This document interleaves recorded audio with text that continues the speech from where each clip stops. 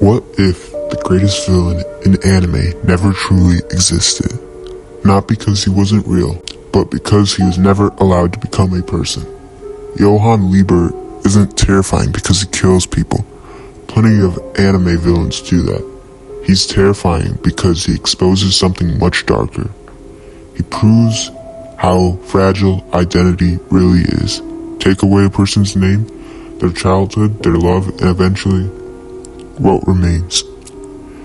In Monster, Johan isn't simply evil. He's the result of a world that tried to erase a human being. And that's exactly why he's one of the greatest antagonists ever written. This is Johan Liebert, the monster that never existed. Chapter 1. A child without an identity. Most villains have a reason. A betrayal, a tragedy, a dream. Johan has something much stranger. Nothing.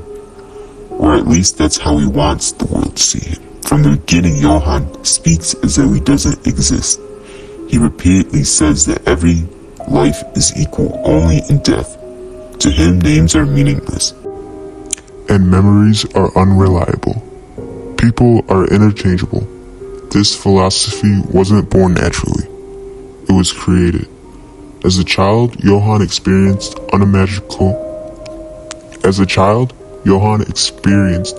unimaginable psychological manipulation. The experiments surrounding Kinderheim 511 were designed to educate children. They were designed to destroy identity.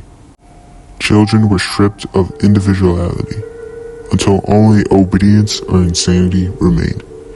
Johan survived, but survival came at a price. The person who walked out wasn't simply traumatized. He no longer believed there is such a thing as a self. Chapter 2. The Nameless Monster. One of the most important moments in Monster isn't a murder. It's a story. The Nameless Monster. A picture book appears throughout the series. At first, it seems like a simple children's tale, but it's actually Johan's autobiography. The monster devours names. It keeps searching for an identity. Every time it steals one, it realizes it still isn't complete. Eventually, nothing remains. The monster has consumed everyone, even itself. That's Johan. He constantly adopts new identities, new personalities, and new appearances. He can become exactly who someone wants him to be, because underneath, there's nothing he believes belongs to him. The horrifying part isn't that Johan lies. It's that he genuinely doesn't know who he is anymore. Chapter 3. The Perfect Manipulator. Most villains control people through fear. Johan controls people through understanding. He rarely forces anyone to do anything. Instead, he finds the crack already inside them, then gently pushes. He understands loneliness, regret, envy, self-hatred. The people around him don't become monsters because Johan changes them.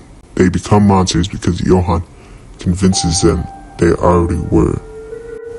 That's what makes him terrifying. He's less like a murderer and more like a mirror. He reflects back the darkness people spend their entire lives trying to hide. The audience begins wondering something uncomfortable. Would these people have broken eventually, even without Johan? Chapter 4. Dr. Tenma. The complete opposite.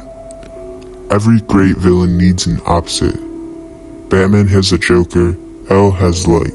For Johan, it's Dr. Kenzo Tenma. At first glance, they're opposites. Tenma saves lives, Johan destroys them. But their conflict is much deeper. Tenma believes every life has equal value. Johan believes every life is equally meaningless. They're answering the same question. What gives a human life value? Every time Tenma saves someone, he rejects Johan's worldview. Every patient, every stranger, every child becomes evidence that people deserve compassion.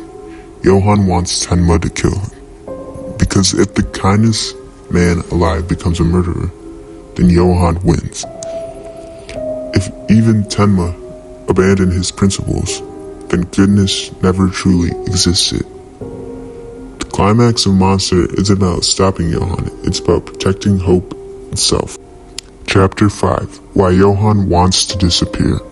One of the biggest misconceptions about Johan is that he wants power. He doesn't. Power is simply a tool. His true desire is to disappear. Throughout the series, Johan repeatedly orchestrates situations where everyone connected to him dies. Witnesses vanish, families disappear, entire histories are erased. He's trying to create the perfect suicide, not just physically. Existentially, he wants a world where no evidence remained that Johan Liebert ever lived, because someone who never believed they had an identity can only find peace by erasing the final trace of themselves. It's one of the saddest motivations, not because Johan deserves sympathy, but because somewhere beneath the monster there was once a child who desperately wanted to know who he was. Chapter 6. Is Johan evil? This is the question every viewer eventually asks.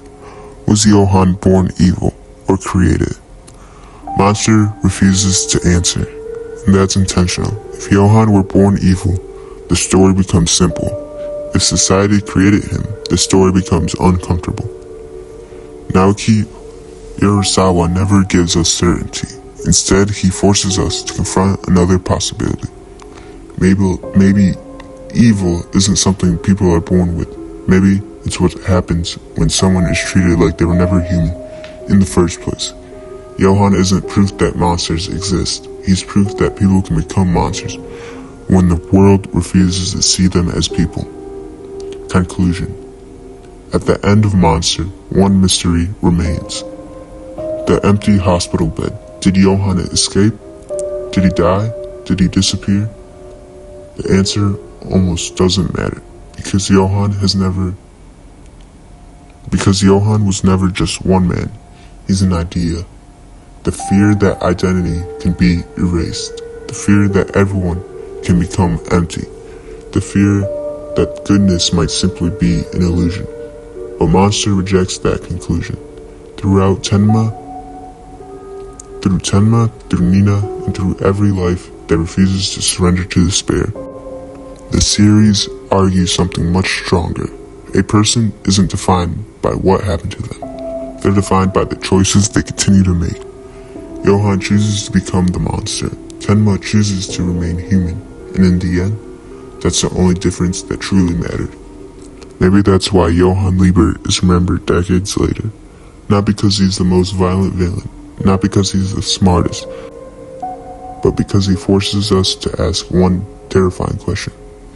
If everything that made you was taken away, who would you become?